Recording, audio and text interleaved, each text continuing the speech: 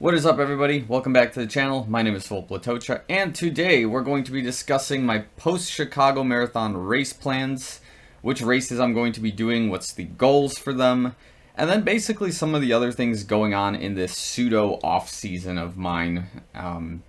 Basically because the marathon is over, so now we train a little bit differently, but whatever. We won't get into the nitty-gritty of it, but before we get into it, make sure to like the video, subscribe to the channel if you're already a continued subscriber to the channel and you're watching this content regularly. Thanks so much, guys. Love you a lot. Let's kick it off with my first announcement. I had made a video about my Chicago Marathon post-race recap, and it actually really attracted a lot of people to the video, and I was pleasantly surprised by the response from not only the running community, but specifically the marathon community as to, the emotions and the physicality of the Chicago Marathon this specific year, with the weather, with the nutrition and everything considered. And yeah, again, it was such a positive response, and a lot of people did message me later or mentioned in the comments of that video that, hey, I was right there with you, the weather was terrible, I was aiming for this goal, and we lost all this time, and realistically, the goal you would have wanted to run wouldn't have been possible anyways, and, there's always next year, and it was just a really great response overall, and I can't thank you guys enough for, just that positive re-encouragement moving forward. So, you guys are the real MVPs, love you guys a lot. So, yeah, anyways, we're post-Chicago Marathon. I'm already over it that, I just had a bad race overall. It's still in the back of my mind because now I'm going to be a little more conscious when it comes to, this marathon training moving forward, to definitely have a lot more long runs and be a lot more focused on that front and assess the game plan a little more, I would say, strategically based on the weather of race day itself. Because, yeah, we are not going to expect any miracles in 75-degree weather with that much humidity on a marathon race day in particular. If it's a 5 or a 10K, you can make it work. Half marathon, kind of iffy, but yeah. So that's just what I wanted to get across. That the response to that video was overwhelming, and I am, love you guys a lot. That was just an awesome thing to see from the running community. But anyways, yeah, let's talk about it. So we're in probably one of my favorite stretches of the running season, which is the post-Chicago Marathon run season, where everything more or less, not from a fitness standpoint, decreases, but the intensity of workout increases and the distance just slightly decrease. And here's why. I don't have any long distance races between now and I would say at least March of April of 2022. But what happens now is we got turkey trot season, we have hot chocolate race season, and all sorts of things like that. So these are the 3 races that I'm currently confirmed for moving forward into 2022. So the first one, of course, well, let me actually give you the backstory of this one. So Hot Chocolate 2021. It's usually on it's the week after Halloween typically, or that particular weekend, daylight savings time-ish. And on Chicago, so in Chicago, I think the race day was specifically November 7th, and that's daylight savings time when it changes as well. So there was one problem with that, and I was going to approach the problem in this particular way, that on the same day, the Polish Independence 10K run is also happening. And what happens is the Hot Chocolate run starts at 7 a.m., and I can finish that race in probably a sub-hour, which means by 8:30, I'm done with the race. And then at 11:11 a.m., the Polish Independence Day race would start.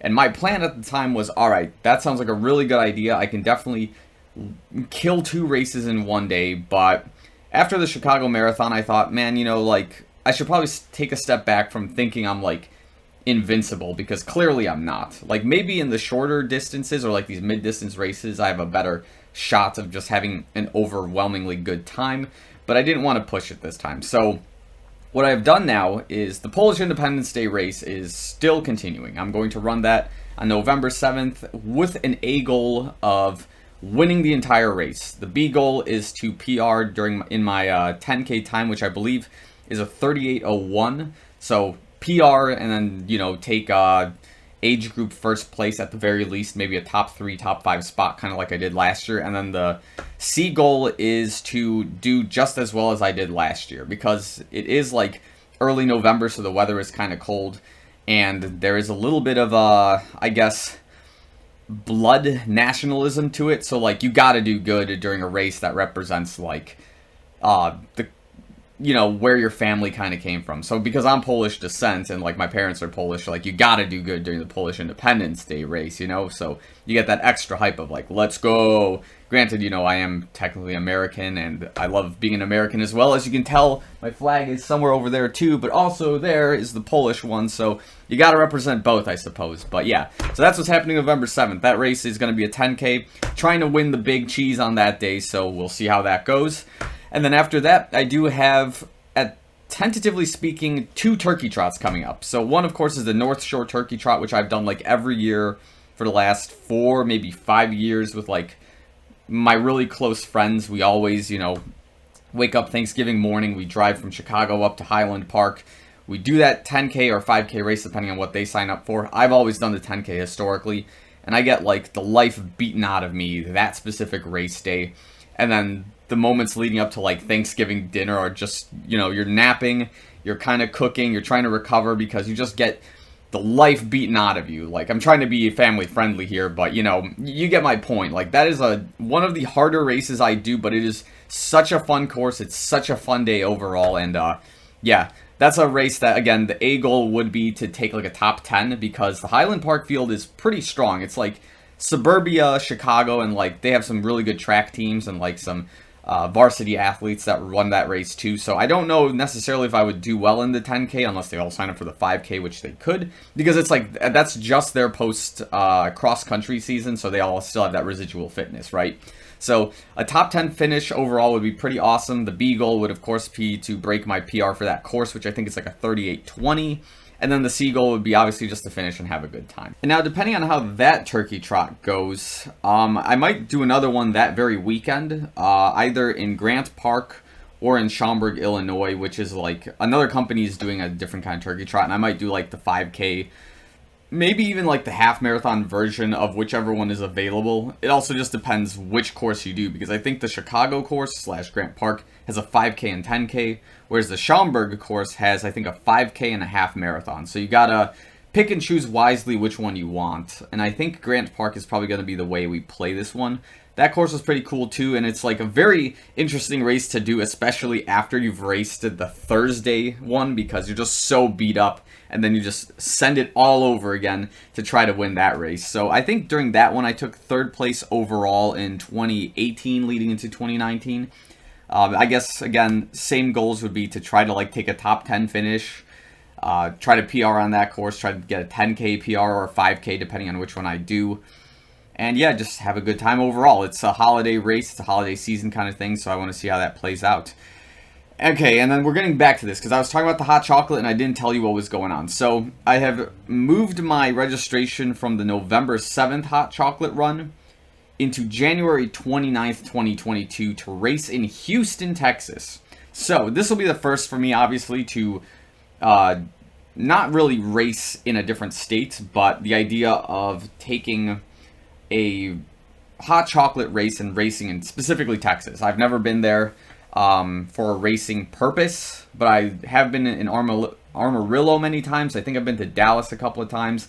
Always meant to go to Houston though, and I have a lot of friends and like a lot of coworkers who really want me to come out, so I may spend like a week or 2 in Houston for that particular race, pre and post preparation, just experience Houston and just to experience Texas overall. So I think there's no better time than January, I suppose. I imagine it's gonna be really cold too, but like the snow will be really minimal, so that could still make for a good time training wise. And Nick Bear, if you're listening, I'm coming for you. I don't think he lives in Houston though. I think he lives like in Austin. And like the thing with Texas is like everything is like 2-4 hours apart from one another. So Nick Bear, I'm coming for you anyways.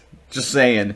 And so that's kind of the tentative schedule as of right now, with 3 to 5 races coming up respectively. I still have to decide on a 5th one if there is going to be another one in that mix. But yeah, this is like the fun postseason that instead of just having like an off season where you're doing like bare bones work and like recovering and doing nothing, I'm taking the marathon and the fitness I've developed from the marathon and applying it to these other races, because this is the time of the year where I start seeing tremendous goals and PRs start popping up. So the Polish Independence race, I've always PR'd during that race.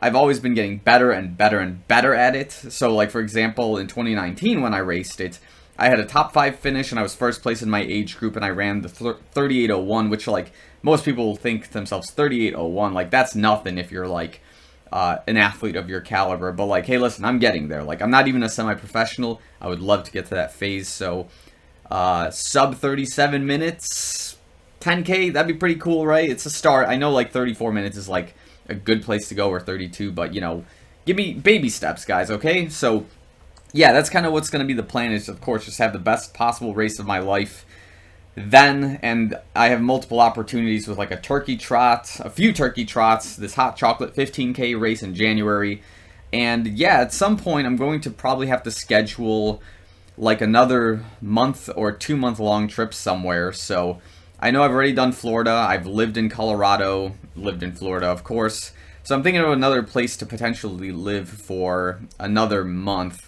If you guys hadn't got any cool suggestions like during the December, January period of fun places to go and fun places to live, you know, list them down in the comments below. I'm kind of curious what you guys think are at least decent places to continue training, just have like a good work-life balance overall, good people, you know, that's kind of what I'm really kind of looking for here. So yeah, leave that in the comments below. And then what else? I guess, yeah, those are the big 3 races coming up, and then because the marathon training season is kind of slowing down and it's come to a close ultimately, this is one of my personal goals now, so this is where I'm going to get a little touchy. We'll see how this goes in this particular segment of the video, but you know, the last 5+ years of running and racing, I've definitely sacrificed a lot of time and opportunities with people, whether it be like occasions for them, hanging out with them, relationships especially. I've definitely, you know, made a lot of sacrifices to continue training, to continue running, and I guess that's just something, one of my at least more personal goals is to start trying to fix that, whether it be, again, it doesn't have to be like running related, but let's say, you know, I have more friends who want to come out and like run with me or want to train with me in any sort of way. I'll be more open to that idea, and like if they see like my Stravas and this stuff and they're like 6:30 pace, like I can't even run that, I'll be like, so what? Let's run 10-minute miles. Like, I don't care. Let's run at your pace. I just want to have, like, a good bonding time while I help everyone around me grow. And, I mean, same thing with, like, the whole relationship thing. Like, I've met really good women in my life at this point in time, but, you know, just kind of giving all that time up for training was, like, awesome for me because, like, that's what I want to do, right? And I'm not going to let, like, anyone necessarily distract me from my goals if I can help it. And, yeah, I just want to be a little more open to people and, like, not necessarily from a settling down perspective, but just spending a little more time and sacrificing a little bit during this off season from, like, massive loads of training, but also being able to balance that out with meeting new people and just being able to socialize a little more. So, ladies, hit me up in my Instagram DMs because they're probably open, I think. I don't know if my Instagram is still working. I think it is, but I'll definitely respond to you no matter what. Maybe. We'll see. Unless you like say something really rude or you respond with one word. I don't know. We'll see how that goes. But yeah, that's kind of what's going on, is just balancing all of these life things out. Especially now because, like, it's off season. Like, why wouldn't you at least try to take a breather and try to live the moments of your life that you would have otherwise sacrificed for training? So yeah, that's kind of the personal thing there. I'll develop on that more a little bit later. But again, if you live in the Chicagoland area and you're looking for a running buddy and you're watching this video and you're like, hey, Phil, I'll run with you a couple of days, a week, or a month, you know, hit me up in my Instagram DMs. I'm totally down to, like, run with anyone who wants to train, who's serious about running during, like, the fall, winter season. You know, I'm there for you. And just some camaraderie would be pretty awesome during these runs and any sorts of training things that go along. So I think I'll end the video here. So that's kind of my race plan. That's kind of my goals moving forward from 2021 into 2022. There's a lot of big races in 2022 that I think you've heard of in some of my previous videos. We'll get into that as those races start coming closer. But for now, we're just focusing on this little window of time between now and, like, February 2022. So that's all for now. Thanks for watching this video. I'll see you guys in the next one.